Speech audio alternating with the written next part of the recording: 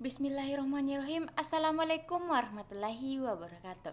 Perkenalkan, nama saya Sri Hasriani dari mahasiswi Universitas Negeri Makassar, Fakultas Ilmu Pendidikan, Prodi Pendidikan Guru Sekolah Dasar. Tujuan saya membuat video ini untuk memenuhi salah satu tugas mata kuliah evaluasi pembelajaran. Adapun materi yang saya akan jelaskan yaitu teknik penilaian non-teks. Teknik penilaian non-teks.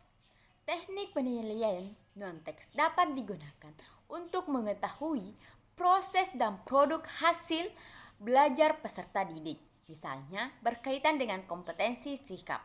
Adapun beberapa jenis teknik non-teks, yaitu yang pertama, observasi.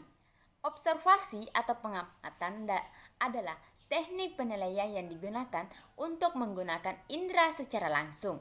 Observasi dilakukan menggunakan pedoman observasi yang berisi sejumlah indikator perilaku yang akan diamati.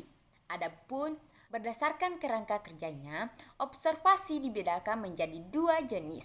Yang pertama yaitu observasi struktur, yaitu semua kegiatan guru sebagai observasi telah diterapkan terlebih dahulu berdasarkan kerangka kerja yang berisi faktor-faktor yang telah diatur skenarionya.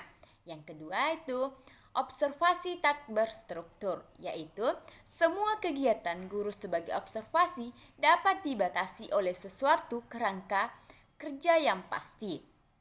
Nah, bagian yang kedua yaitu wawancara. Teknik wawancara pada satu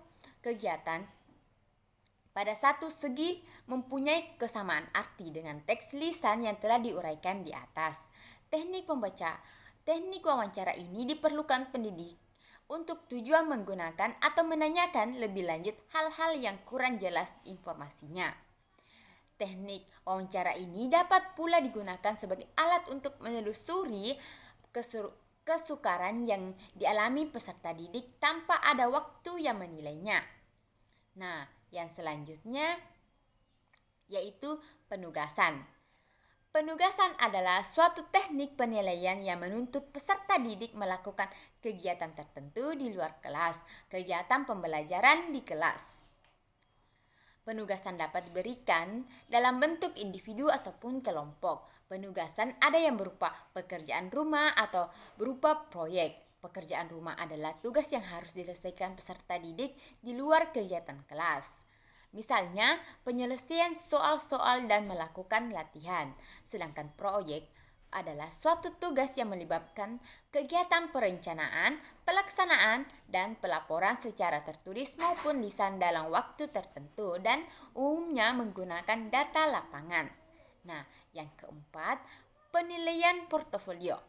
Penilaian portofolio adalah suatu model penilaian yang bertujuan untuk mengukur kemampuan peserta didik dalam membangun dan merefleksi suatu tugas atau karya melalui pengumpulan bahan-bahan yang relevan dengan tujuan dan kegiatan keinginan yang dibangun oleh peserta didik, sehingga hasil pekerjaan tersebut dapat dinilai dan dikomentari oleh guru dalam periode tertentu.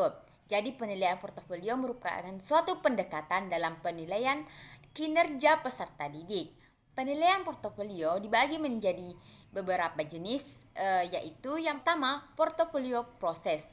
Portofolio proses yaitu menunjukkan kegiatan pembelajaran untuk mencapai standar kompetensi dasar dan sekumpulan indikator yang telah diterapkan dalam kurikulum serta menunjukkan semua hasil dari awal sampai dengan akhir selama kurun waktu tertentu. Sedangkan dan yang kedua itu portofolio produk. Penilaian portofolio ini hanya menekankan pada penugasan dari tugas yang dituntut dalam standar kompetensi dasar dan sekumpulan indikator hasil belajar serta hanya menunjukkan education paling baik tanpa memperhatikan bagaimana dan kapan education tersebut diperoleh. Contohnya yaitu portofolio produk dalam portofolio penampilan dan portofolio dokumentasi. Nah, yang selanjutnya yaitu penilaian diri. Nah, yang kelima yaitu penilaian diri. Penilaian diri merupakan teknik penilaian dengan cara meminta peserta didik untuk mengemukakan kelebihan dan kekurangan dirinya berkaitan dengan kompetensi yang menjadi tujuan pembelajaran. Nah, yang selanjutnya yang keenam yaitu penilaian antar teman.